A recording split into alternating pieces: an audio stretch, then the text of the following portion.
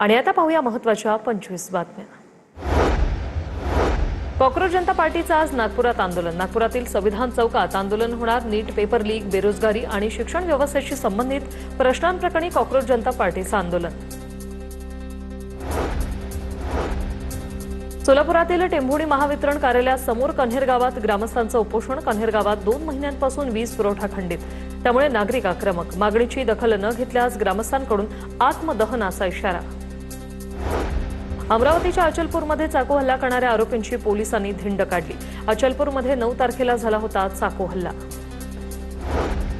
अकोल्याच्या बाभुळगावमध्ये 2 गटात किरकोळ कारणावरून राडा। दोन्ही गटाकडून दगडफेक आणि वाहनाची तोडफोड।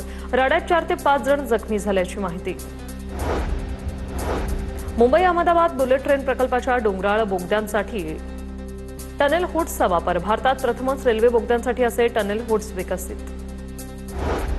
पिंपरी चिंचवडमधील रेड क्लिफ स्कूलवर पालिकेचा छापा। बेकायदेशीर विक्री होणारी पाठ्यपुस्तकं, शैक्षणिक साहित्य जप्त। पाठ्यपुस्तकांची जादा दराने विक्री होत असल्याची माहिती।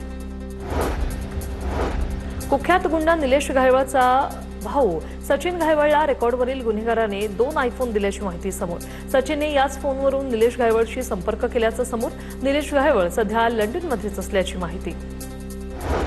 पिंपरी चिंचवडमध्ये डॉक्टरने महिला रुग्णाचा विनयभंग केल्याचं समोर। आकोडीमधील चेतना रुग्णालयात ही घटना घडली। विनयभंग प्रकरणी डॉक्टर धैर्यशील शेटकेला अटक करण्यात आली। पीडित महिलेची निगडी पोलिसात तक्रार।